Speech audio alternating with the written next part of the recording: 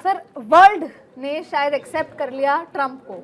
मुझे लगता है कि जैसे एक्सेप्टेंस की बात आई है, वर्ल्ड ने एक्सेप्ट कर लिया कि ट्रंप साहब को कि ऐसे ही है। वो एक राजस्थानी में भाषा आई ही चाले लो, तो वो नहीं होता कि हम कहाँ 3% टैरिफ पे थे, अब 18 पे आ गए, 15 पे आ गए, उसी में खुश हो रहे हैं कि अब चलो 15 वील रीविजिट आर डील, या पूरा विश्व सोच रहा है कि अभी जब तक ट्रंप है तब तक अनसर्टनिटी। तो मैं बाजार से शुरू करूंगी, what is the market saying? देखिए, मुझे नहीं लगता कि राष्ट्रपति डोनाल्ड ट्रंप को और उनकी जो नीतियां हैं उसको कभी दुनिया स्वीकार करेगी।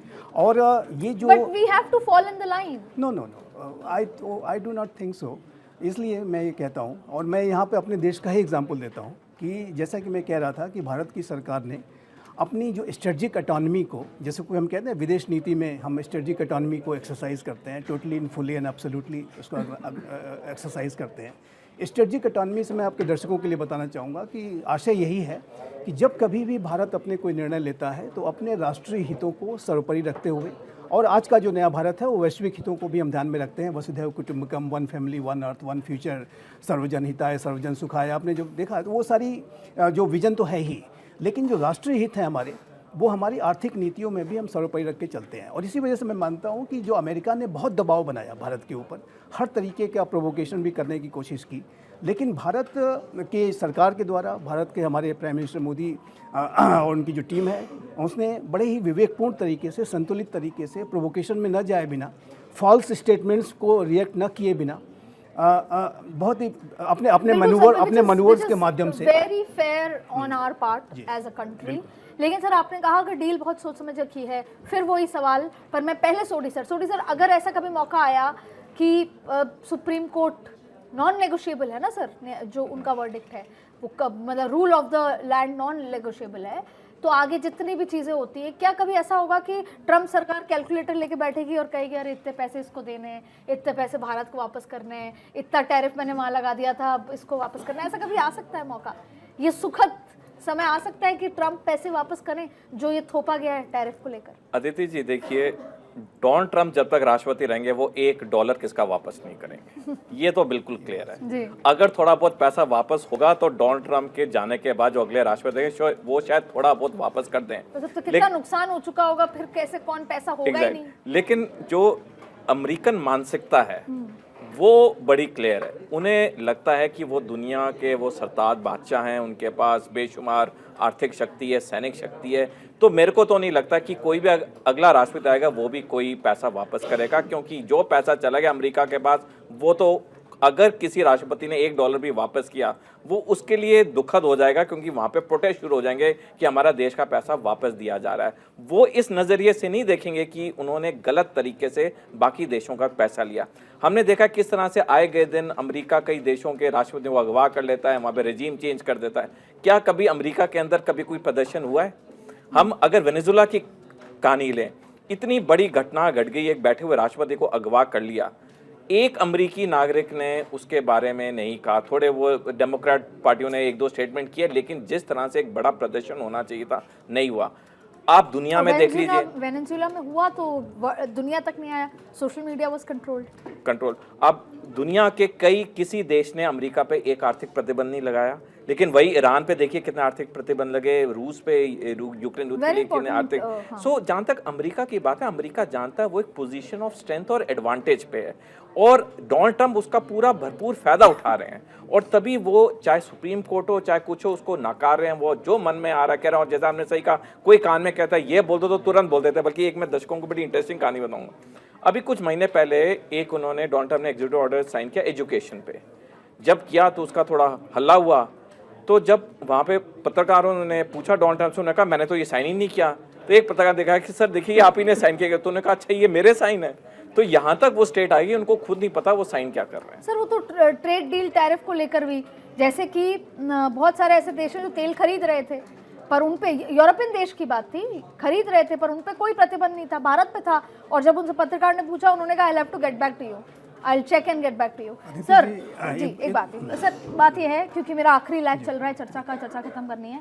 उन्होंने कहा, अभी इस बात की चर्चा हो रही थी, आप ही बताइए सर कि कभी ऐसा होगा, जैसे आपने कहा यूएन इज नोवेयर, मतलब no one is there to raise a question और raise an eyebrow on America. UN खत्म, इंटरनेशनल कोर्ट्स खत्म, कौन करेगा सर जस्टिस? लाठी कौन उठाएगा सर? कभी तो उठाएंगे सर। Might is right. हाँ, माइट इज राइट, तो माइट इज राइट चलता रहेगा सर। तो ये चला है, हमेशा से चला बट सर कोई तो इंटरनेशनल कोर्ट कुछ भाई देखिए आप सर, वो ये कल की जन्म कब लेंगे सर? ये अदिति, ये सारी चीजें ना छोटे देशों के लिए होती है, कम जिसकी स्ट्रेंथ कम है उसके लिए होती है, और ये सोसाइटी का नियम है, तो इसको भी हमें एक्सेप्ट करना पड़ेगा। और ये जो नई फोर्सेस बन रही हैं, जैसे इंडिया चाइना रशिया की, या फिर इंडिया की जो यूरोपियन यूनियन से डील हो रही, देखिए अमेरिका सिर्फ डरेगा पैसे से। अमेरिका या प्रेसिडेंट ट्रम्प पैसे के अलावा किसी उस केस में तो China is doing a great job. नहीं, अभी चाइना कर रहा है अच्छा, लेकिन वो चाइना ने सभी को नाराज करके रखा हुआ है। चाइना की जो चाइना ने सबको डरा के भी तो रखा हुआ है। डरा के भी और नाराज करके। देखिए डरता आदमी सामने से है और नाराज अंदर से होता है। तो उस चाइना बहुत ज्यादा पावरफुल होगा तो वो अमेरिका से ज्यादा खतरनाक हो जाएगा। ये भी हमें ये मान के चलना है। तो जो लेसर इविल है वो इन एनी केस यूएस है।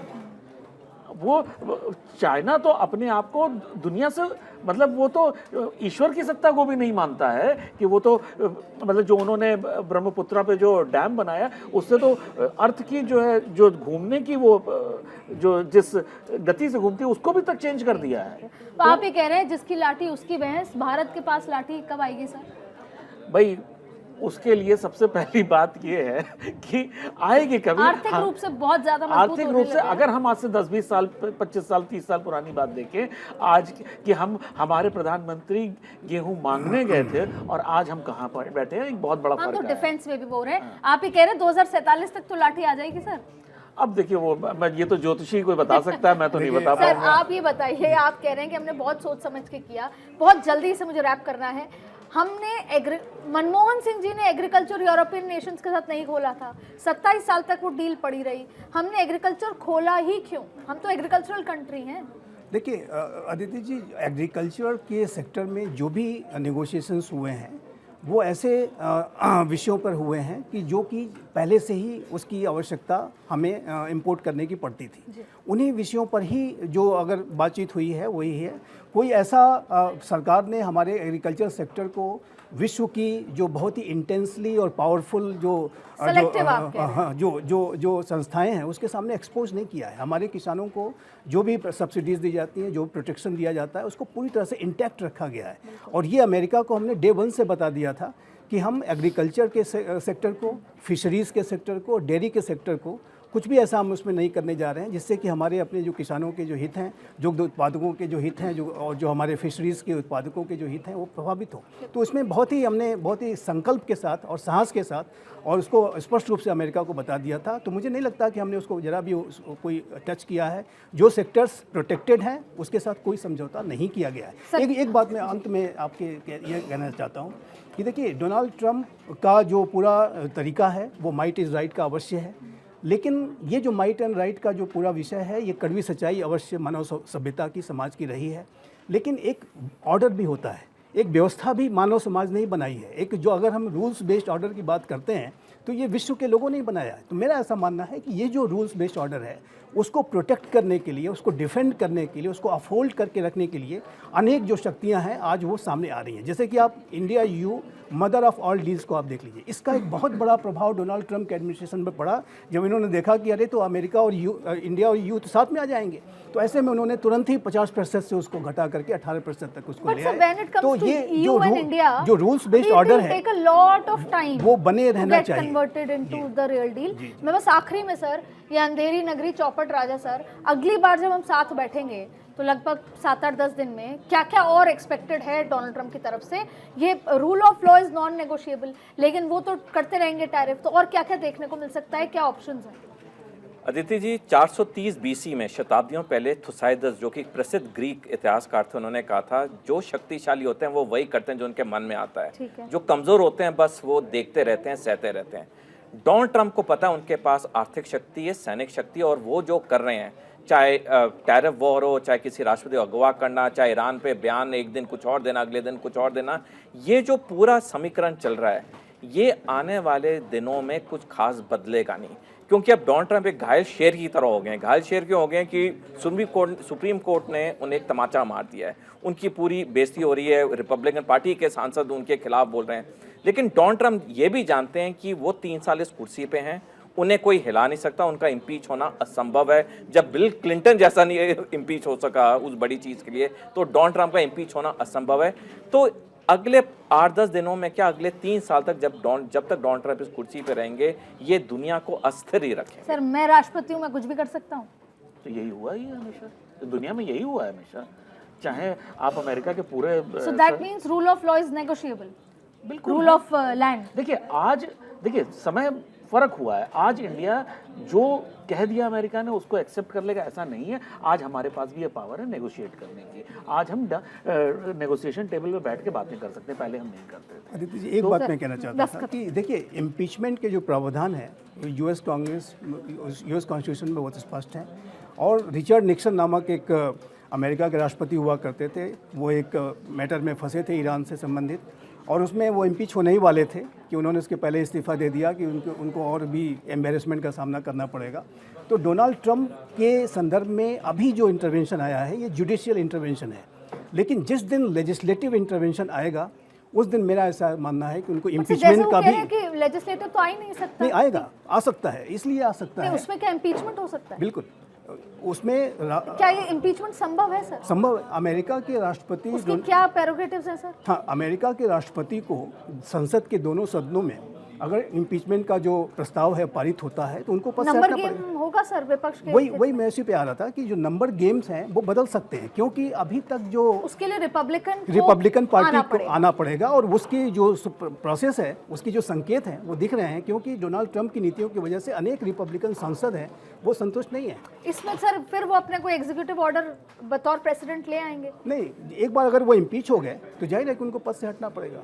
तो ये बात आप तीनों का जुड़ने के लिए इस चर्चा में बहुत बहुत शुक्रिया। तो हमने इतिहास गवाह है कि जब जब कोई व्यक्ति देश के कानून से खुद को बड़ा मानता है तो इतिहास गवाह है उसके साथ क्या होता है, भले ही देर से, लेकिन स्थितियां उसके विरोध में आती हैं, क्योंकि हम rule of law, rule of land के विरुद्ध कब तक जा सकते हैं।